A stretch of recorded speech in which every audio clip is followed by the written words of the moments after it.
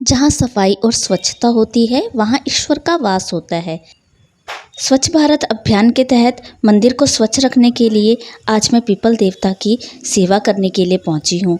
People देवता के पास सभी अपने घरों की मूर्तियाँ, टूटी फूटी मूर्तियाँ, फोटो और ना जाने क्या क्या तंत्र मंत्र और दिए जोत आदि रख जाते हैं, परंतु कोई ये नहीं सोचता कि पीपल देवता की सेवा कौन करेगा, उनके आसपास सफाई कौन करेगा। वहाँ जब भी आप देखेंगे पीपल देवता के आसपास हमेशा ही आपको गंदगी दिखेगी। तो इसी सोच को रखते हुए आज मैं पीपल देवता जी की सेवा करने पहुँची हूँ।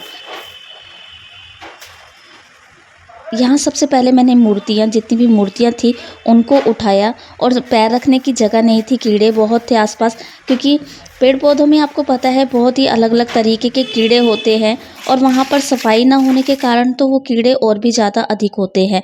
तो ऐसे में पहले मैंने पैर रखने के लिए व्यवस्था बनाते हुए मूर्तियों को हटाकर और वहाँ पर फिर मैंने सफाई चालू करी।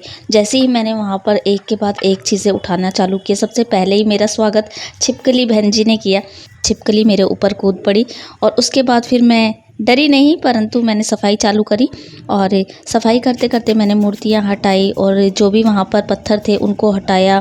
जब भी हम पूजा स्थल की सफाई करते हैं तो इसमें विशेषता ये होती है कि हर एक सामग्री जो पूजा स्थल पर है उसकी अपनी एक विशेषता है, तो हमें वहाँ पर इन चीज़ों का बहुत ध्यान रखना पड़ता है। तो सबसे पहले नारियल हो गए, तो नारियल अलग रखने पड़ते हैं।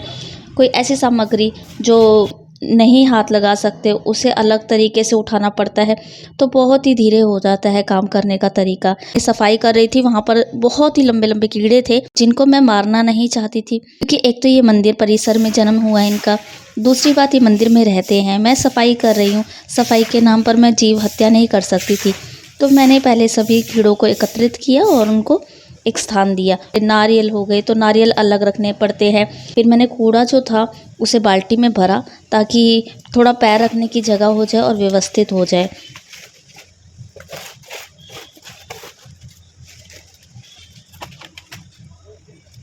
कुछ सहयोगी पहुंचे जिन्होंने पीपल का तना ये जो वहाँ पर फैला था उसको समेटने का प्रयास किया, परंतु सभी विफल हो गए।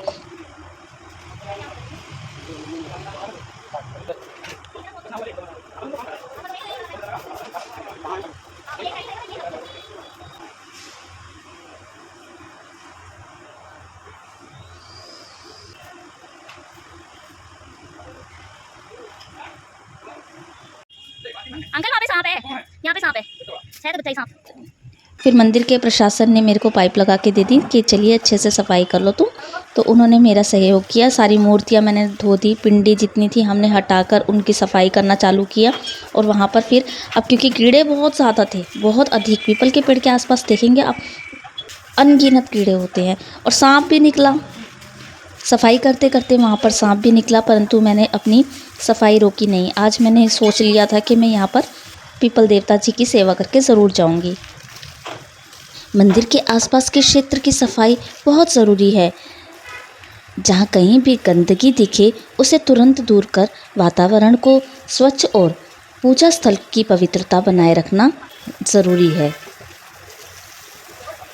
जहाँ कहीं भी गंदगी दिखे उसे तुरंत दूर कर वातावरण को स्वच्छ और पूजा स्थल की पवित्रता बनाए रखना ज़रूरी है।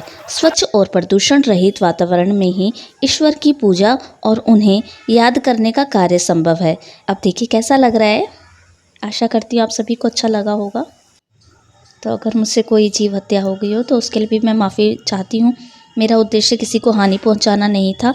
मेरा उद्देश्य केवल सफाई, बरसात के बाद सफाई होना अति आवश्यक है, नहीं तो मच्छरों का जन्म हो जाएगा। नवरात्रों के दिन है, पावन दिन है, मैं किसी की हत्या नहीं करना चाहती थी। अगर किसी को मुझसे चोट पहुँची हो तो मैं क्षमा प्रार्थी हूँ। धन्यवाद। आप बताइए आपको मेरी सेवा कैसी लगी।